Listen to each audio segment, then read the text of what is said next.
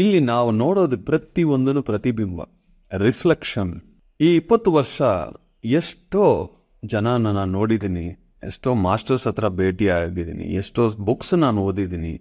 ಈ ತಡೆಯಿಂದ 20 ವರ್ಷ ಎಷ್ಟೋ ವಿಷನ್ಸ್ ಬರ್ತಾನೆ ಇದೆ. ಇನ್ನು ಇದರಲ್ಲಿ ನಾನು ಕಲ್ತಿರೋ ಮುಖ್ಯವಾದ ವಿಷಯ ಏನು ಅಂದರೆ 90% ನಮ್ಮ ಭಾವನೆಗಳು ನಮ್ದಲ್ಲ, ನಮ್ಮ ಥಾಟ್ಸ್ ನಮ್ದಲ್ಲ.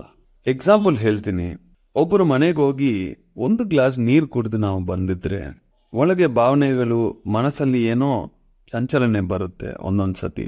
ಆಗ ನಾವೇನು ಅನ್ಕೊಳ್ತೀವಿ, ನಾನು ಇಷ್ಟು ಧ್ಯಾನ ಮಾಡ್ತಾ ಇದ್ದೀನಿ, ಇನ್ನೂ ನನಗೆ ಮೈಂಡ್ ಸೆಟ್ ಆಗಿಲ್ಲ, ಈ ಎಮೋಷನ್ಸ್ ಟ್ರಿಗರ್ ಆಗ್ತಾ ಇದೆ, ಇನ್ನೂ ನಾ ಸಾಧನೆ ಮಾಡಬೇಕು, ಇದು ಅದು ಅಂತ ನಮ್ಮ ಮೇಲೆ ನಾವು ಬ್ಲೇಮ್ ಮಾಡ್ಕೊಳ್ತೀವಿ. ಒಂದು ಕ್ಷಣ ಚೆನ್ನಾಗಿತ್ತಲ್ವಾ, ಅವ್ರ ಮನೆಗೆ ಹೋಗಿ ಬಂದ ತಕ್ಷಣ ಈ ಥರ ಆಯ್ತಾ, ಆ ನೀರು ಕುಡಿದ ತಕ್ಷಣ ಆಯ್ತಾ ಅಂತ ಅವೇರ್ನೆಸ್ ನಿಮಗೆ ಬಂದರೆ, ಇನ್ ಕೇಸ್ ಅದರಿಂದ ನಿಮಗೆ ಅಫೆಕ್ಟ್ ಆಗಿದ್ದರೆ ಇಮಿಡಿಯೇಟಾಗಿ ಸೆಟ್ ಆಗುತ್ತೆ. ಯಾಕೆ ಅಂದರೆ ಅಲ್ಲಿ ನಾನು ರೂಟ್ ಕಾಸ್ ಅನಾಲಿಸಿಸ್ ಮಾಡಿದ್ದೀನಿ.